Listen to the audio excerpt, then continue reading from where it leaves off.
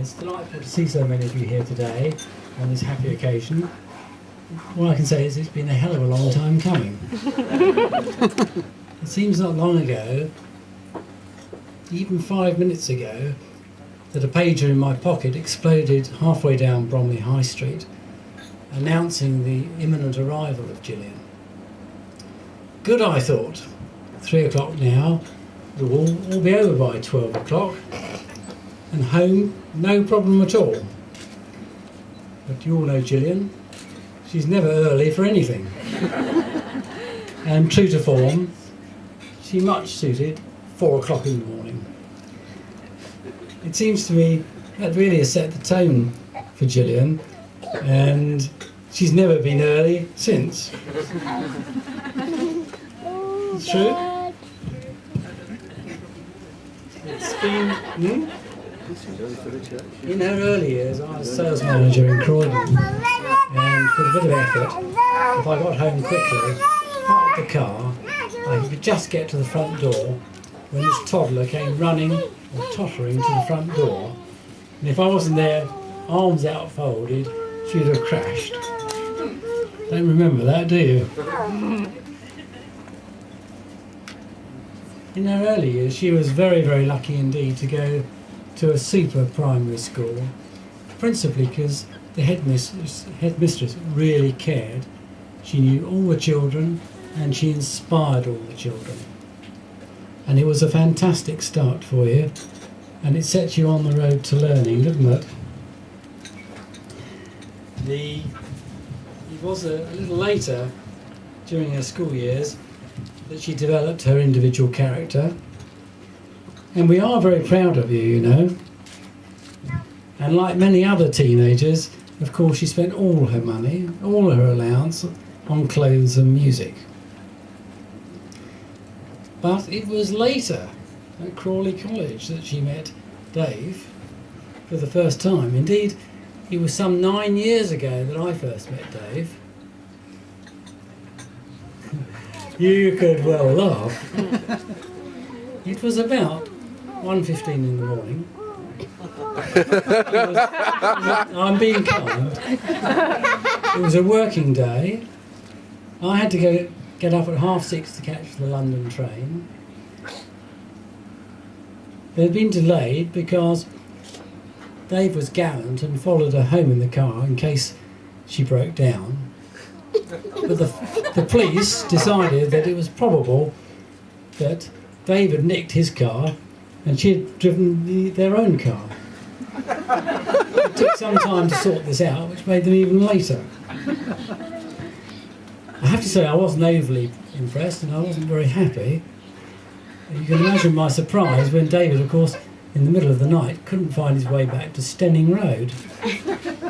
So I hastily pulled on some trousers and a jumper over my pyjamas and had to drive him right the way back through Storrington and put him on the Stenning Road. I remember it well.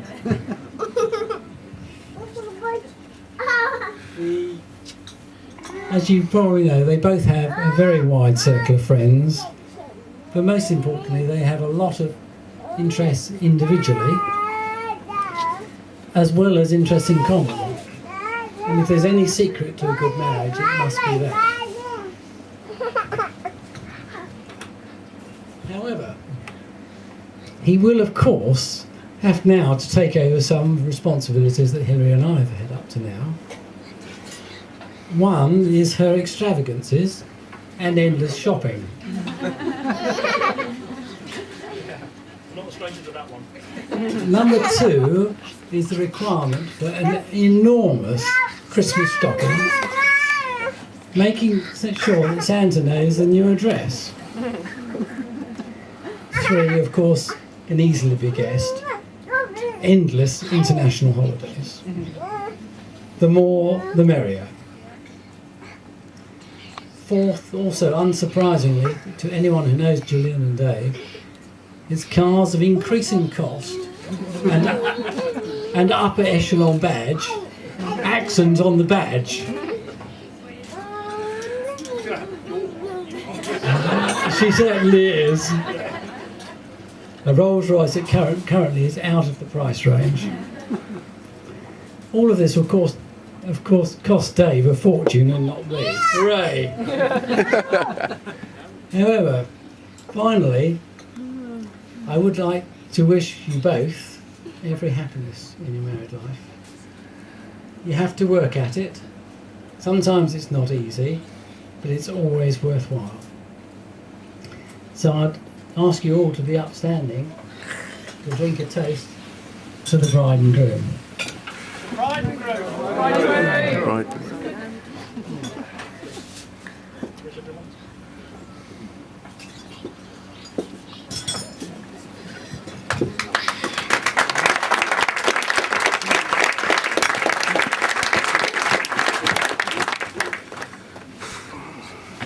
Ladies and gentlemen, the bridegroom.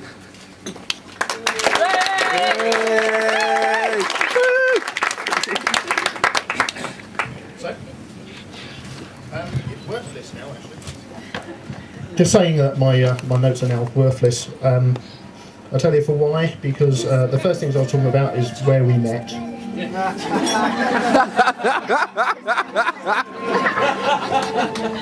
How we met. I've got a note here with a star next to it saying 4 baked bean tins. So yeah. And then I was going to go on about our first date. I'm halfway down the page already. John saying he wasn't very impressed is a bit of an understatement, to be honest. It was our first date. It was a very good date. We had a really good time. Jill and I had already known by then we had a hell of a lot in common. We'd actually spent quite a few months working on a relationship, but getting round to actually getting together, I think, is more to the point.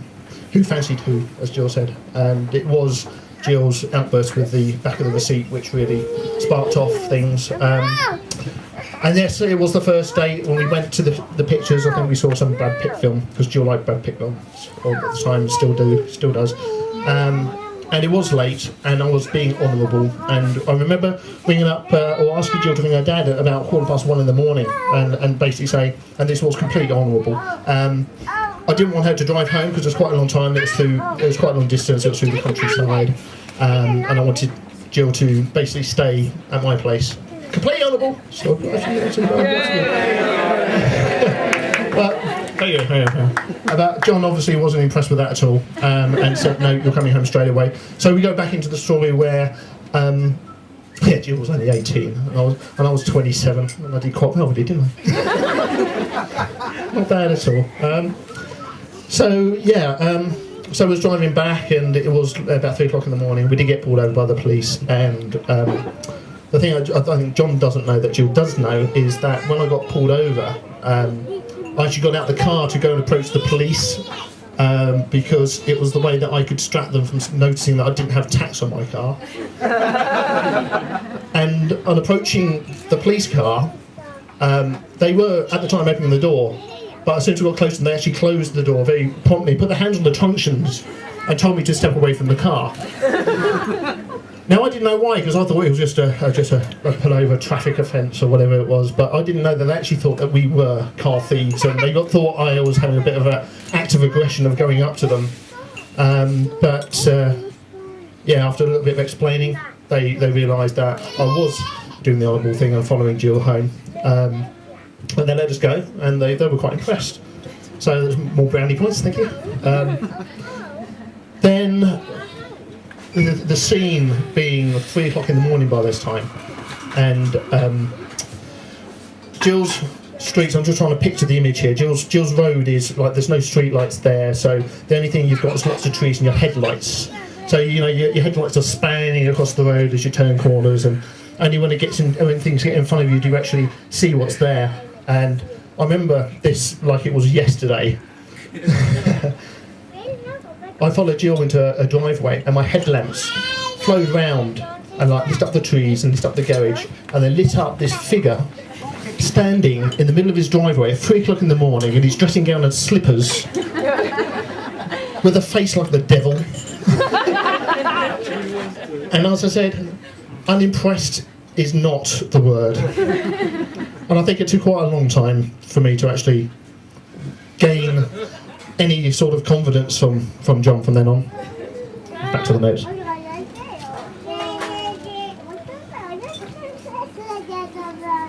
I got there in the end.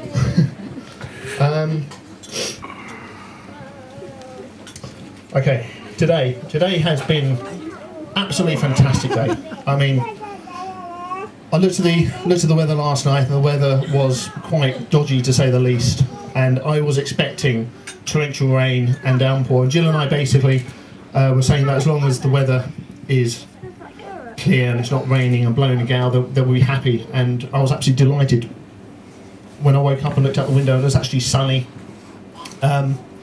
Because in the morning we had a photo shoot, me and the other ushers, because we all live in Brighton. We're going to go down for a photo shoot down on the seafront by the Palace Pier and what have you, because one thing that Jill and I absolutely love is Brighton. We love Brighton, we love living there. And it would have been, we wanted to capture the day with Brighton in the pictures, as it were. So we went down there for the photo shoot. There was lots of people there, there was the speed trials, and I mean it has been a fantastic day because moments just appeared to us. I mean there was the crowd everywhere, and every now and again there'll be nobody in a particular place that we wanted the photographs taken. And Neil, who was with us, who's a fantastic photographer, thanks very much, Neil, and Ali, thanks very much, you've been fantastic today. Basically, sort of like positioned us and took some fantastic photos, which I'm sure you'll all see at some point or another. So that was the morning, very successful. We got to the church on time, everything's just done. Now, I have not been nervous at all throughout this entire build-up for this wedding. I really haven't. The thing is, Jill and I have the vows that we gave at the altar today. We basically had said years ago to each other, we already knew for better, for worse, for richer, for poorer, and everything shared, etc. So it wasn't a massive commitment for us. We've already made that commitment. So I wasn't nervous. I wasn't worried about anything. But there's one particular moment which really shook me today.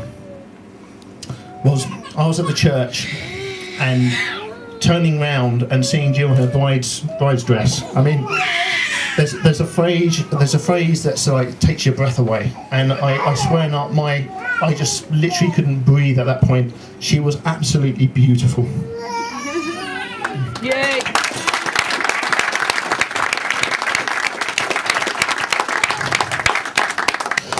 Jill and I share a lot of interests together. The music that you've heard tonight has been picked by us because it's basically music that we both appreciate together. Like Jill enjoys cars, I like cars. Jill likes the expensive ones, I like cars. And what John says about Jill shopping, you can go to a store and Jill has this wonderful knack of going. She can go to a big supermarket and she'll go up to a big superstore and she'll go up to this one item, this one salty item, say, I like that. And it happens to be the most expensive thing in the shop, and there's absolutely 100%. You're welcome.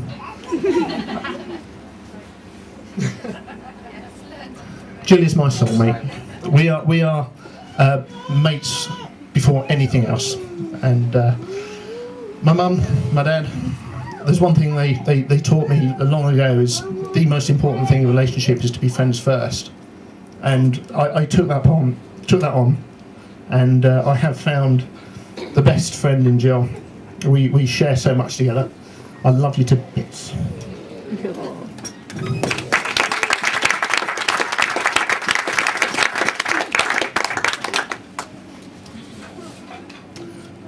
Okay.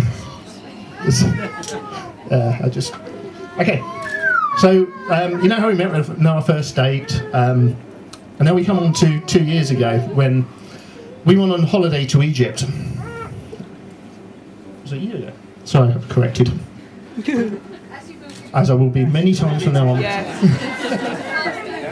Yeah, get used to it. So we went on a holiday to Egypt, and Jill had been expecting me to propose to her at some point.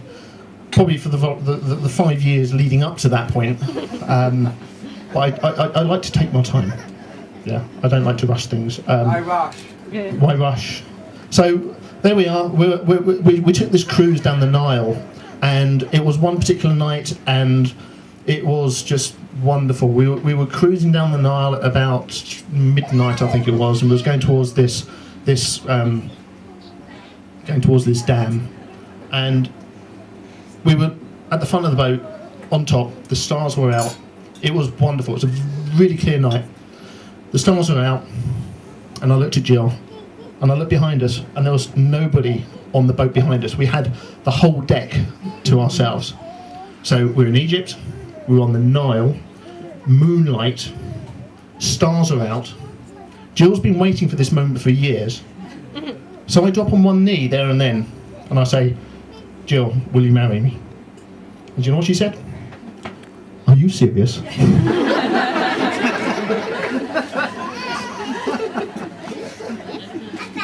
Really spoiled it. No, it was good. It was a perfect moment. She was, yeah, understandable on the question because like it has been a long time, and I was absolutely serious, and here we are today. So 3 years later. So what I'd like to do now is just wrap up and just have a few thanks to people.